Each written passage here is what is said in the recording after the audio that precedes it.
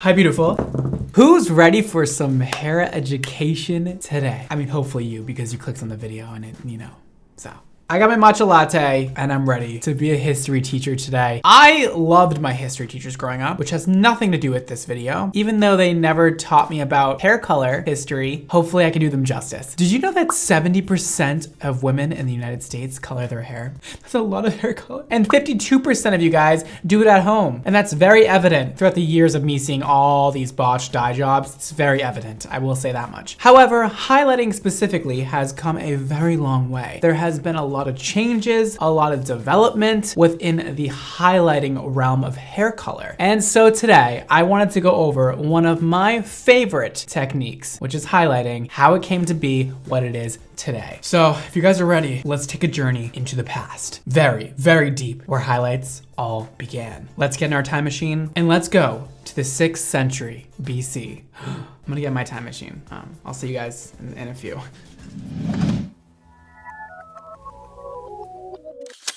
Whoa! It looks almost the same as it does in 2020 around here. That's weird. I didn't know we had MacBooks. You guys, first of all, I have to credit the place that I found a lot of this information, which is linked below for you. It is joefuller.co. They did a whole history of highlights and I found it very fascinating. And I took a lot of information from them, so thanks you guys for writing up that article. It was very interesting. So highlighting can be traced back to the 6th century BC, which was like a long time ago. The women of ancient Greece would lighten their hair sort of naturally with the sun, as well as a mix of ingredients applied to their hair. And that mixture of ingredients was olive oil, gold flakes, lemon juice, and pollen. Well, we all know that lemon juice does lighten hair. That's quite the interesting mixture of products. We got olive oil for some moisturization, gold flakes for, just being bougie, lemon juice for the lightening, and pollen for who knows what. But sounds like a plan, and that is how they naturally highlighted their hair in the sun. That's how they got those golden locks without actually using real hair dye. Real hair dye was developed much later. We'll go over that in a bit. So then we move ahead to 1600 and the Renaissance era. Renaissance. They would do a similar moment as the ladies from our ancient Greece sector of the world. They would apply another concoction on their hair, slightly different, and lighten it with the sun. And their little concoction was black sulfur, alum. I don't know what alum is. It's a complicated substance, is what I'm finding out right now. I don't know. It's some kind of sulfate of aluminum and potassium. Great. And then they also combined honey to brighten their hair with the natural sunlight. A similar but different approach to our ladies of ancient Greece, but they looked fabulous. So what can I say? You killed it. You kind of did that thing. We're going somewhere now. We have the 1800s. We just took a big leap. Chemists discovered in the 1800s that you can actually use hydrogen peroxide to lighten the hair without burning the scalp. That was a huge finding, a huge development. I'm so happy to see it. Now let's head to 1907. This is getting interesting now. So we're developing, we're moving forward. A lot of things are happening in the industry. Women are wanting to color their hair more and more. And my matcha latte is going down a little bit. Baby, stay with me. In 1907, the French chemist Eugene Schweller created the first commercial hair lightener.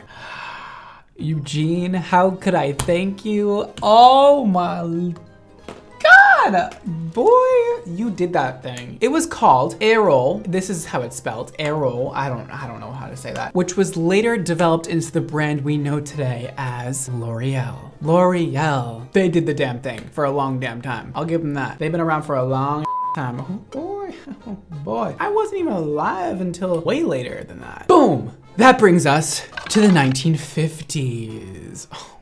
What a cute era that was. Ooh, the cutest dresses. Their hair, incredible. The girls with their beautiful chignons and their waves and amazing. Now, in the 1950s, Lawrence Gelb, the founder of Clairol, he developed the first one-step hair color system, which allowed women to lighten their hair without using bleach at home, fast, and simply, which is what we know today as just plain old hair dye. This allowed women to do all sorts of things with their color. Now, color was still frowned upon at this time. Women did not like telling people they colored their hair. It was very secretive. People were like, shh, you color your hair? No, shh, you do what to your hair? You color?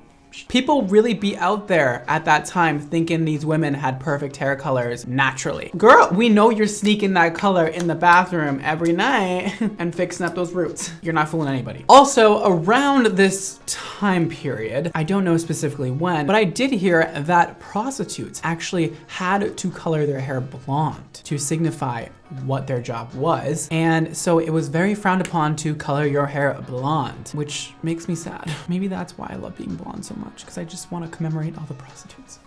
I don't know. Let's just say Clairol really changed the game. Things are moving, things are grooving. We got hair color now. We can actually lighten our hair now without burning it off. Thank you, Clairol. We're going next to the 1960s. Whoa, we're here. We are at the 1960s. Hairdressers now developed the glorious technique of the frosting cap, where they would put a plastic bag on your head, pull out your hair through some holes, put the lightener on, and you have highlights, voila. You guys have seen that a lot coming back, but that was developed in the 1960s. It wasn't as glamorous as it is now though. They would literally take plastic bags, tape it to your head, punch holes through it. There wasn't actually caps made to do that. That came a little bit later. But this is how they did highlights for a little while, and let's just say I'm glad that is not how we do it anymore. Well, we sort of still do, but we'll get to that. This highlighting method was hectic and created highlights that were very irregular and unnatural and a little bit wild. We're moving on, guys. We're moving on. We're moving on to the 1970s. Oh, the glorious 1970s. This was fun. You know why? Because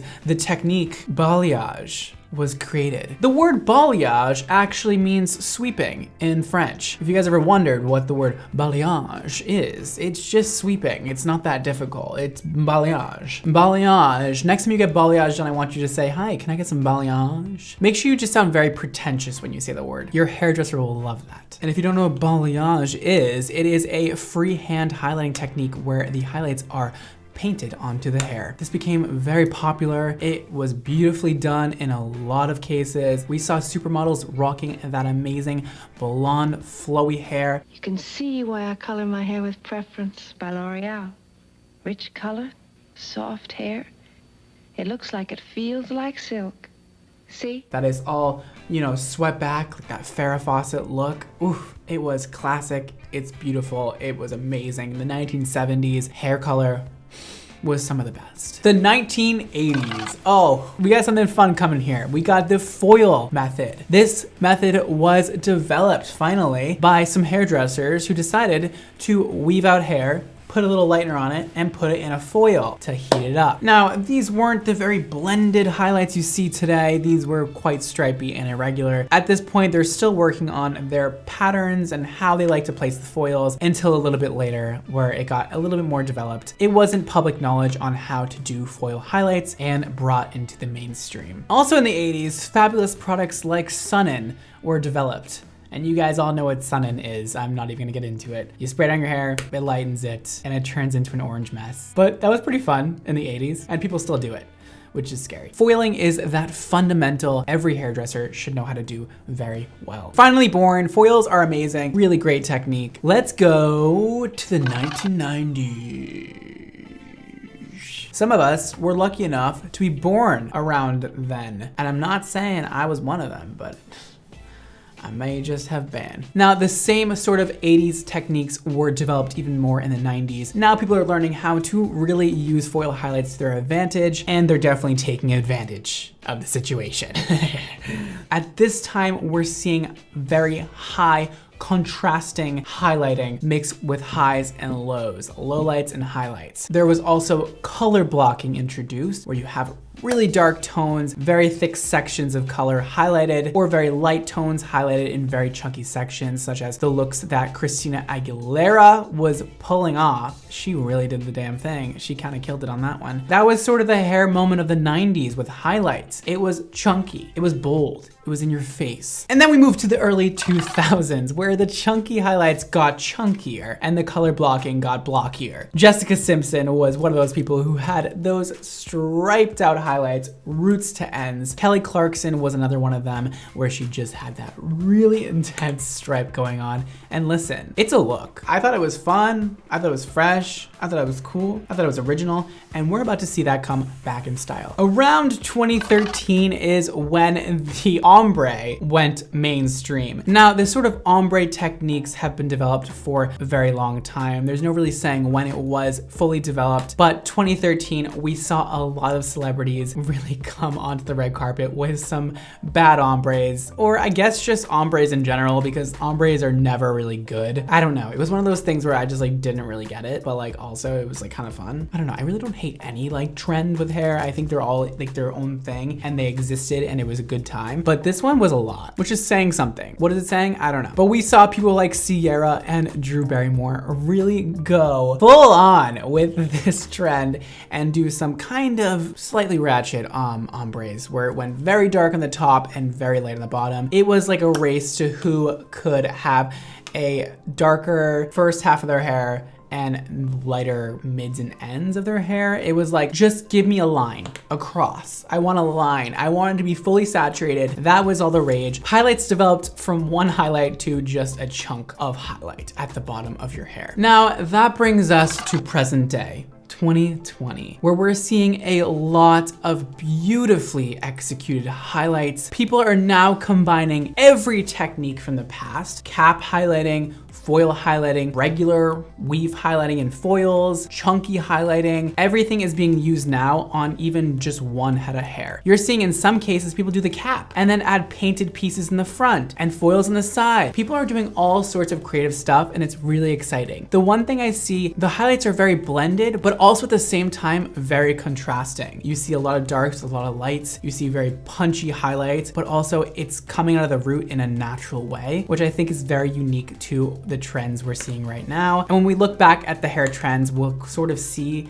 that whole blended, natural, but unnatural vibe that everybody's going for right now. I think it's really cool, and I love that we have developed so far with highlighting. Baby lights have been introduced. It's not something new. It's a new phrase for an existing technique, but it's definitely being implemented a lot more in salons nowadays. And the last thing you're seeing in 2020 is the chunky e-girl highlights. You guys know that I love it, but you know, that is a throwback to the 90s. I mean, people have been doing those chunky front highlights for a long time, and it's just old stuff being refiltered from the past like it always is, and it's coming back. So you're seeing a little bit of new highlighting techniques be developed, but really just the old stuff filtering back, and people are getting better with those techniques. That was a lot.